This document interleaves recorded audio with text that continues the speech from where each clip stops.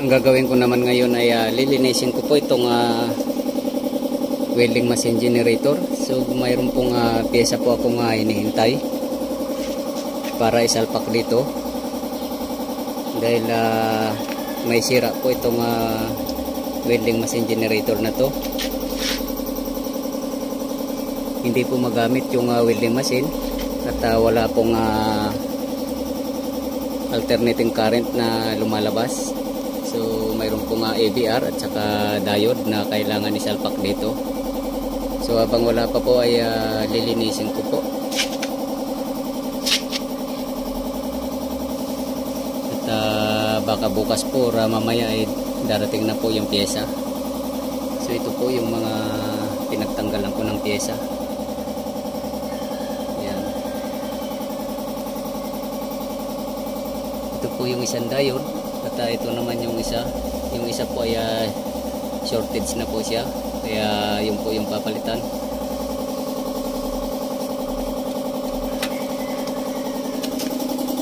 At dito naman yung AVR nakalagay. Ito po yung mga sakit niya.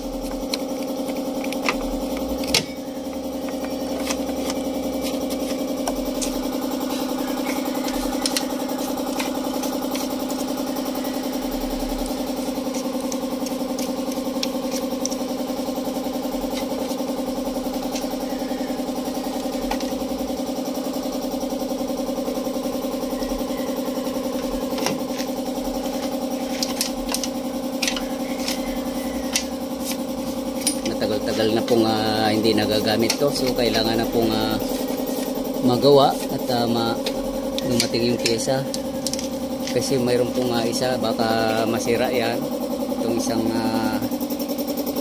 welding machine generator na to. So mahirap po yung walang backup.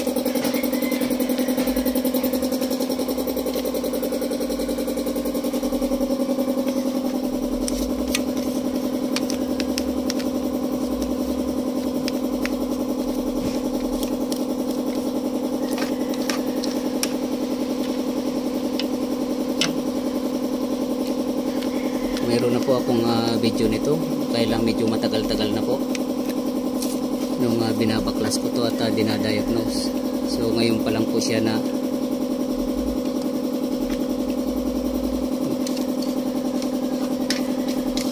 gawa ulit.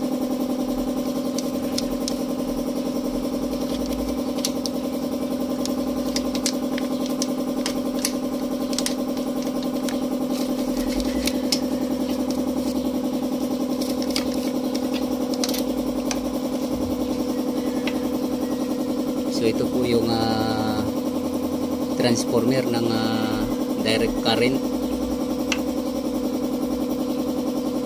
secondary transformer.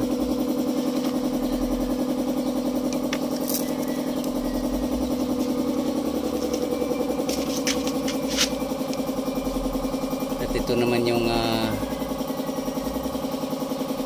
alternating current transformer,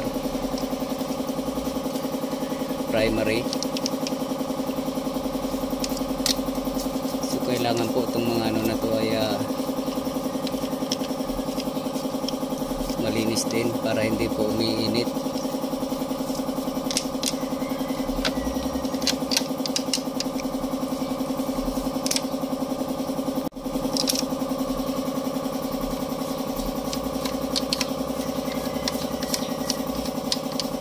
Ito naman po yung diode.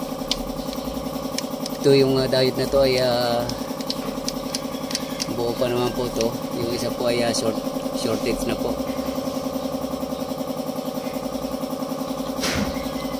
Ito po yung nagre-rectify ng from alternating current to direct current.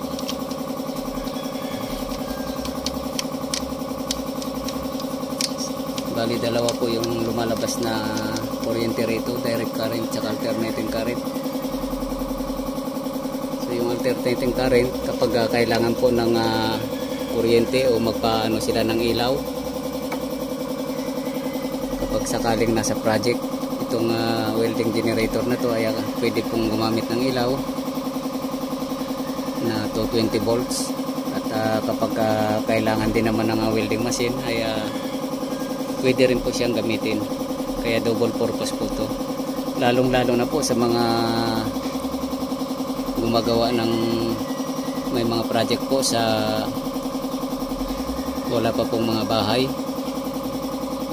So ito po yung ginagamit kasi mayroon na pong kuryente at pwede pa po siyang gamitin ng welding machine.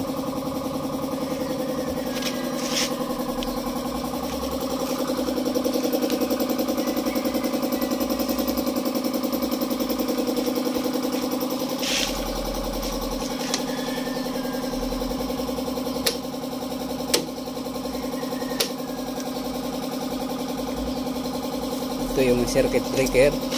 Once na gumamit ng mga ilaw, ito po yung i-on.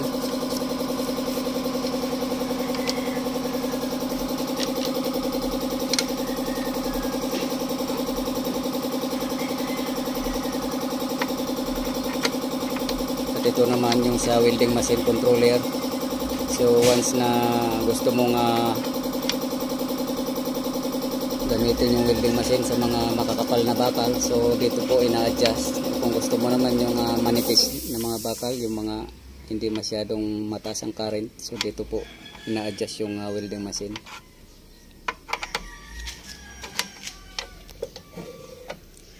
Ayan po siya. So mayroon po siyang 140 amperes up to 300 amperes yan, no? 30 amperes up to 200 amperes. So bali nakokontrol po siya.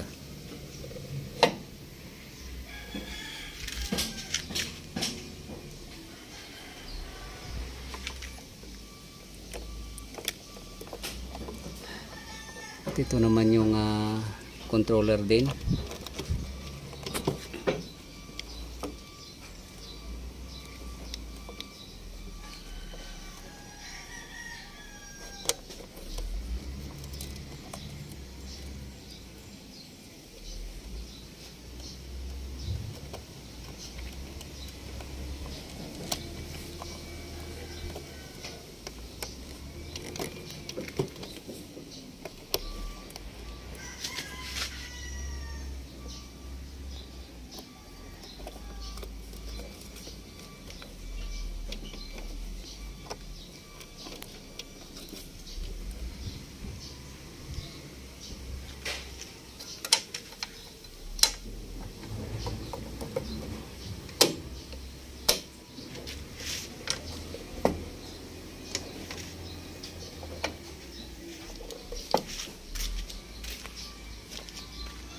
Ayan, so naka-ready na po siya. Once na dumating po yung pyesa, ay salpak na lang po. Ayan. Dito na lang po siya. Isang diode at saka isang ABR controller.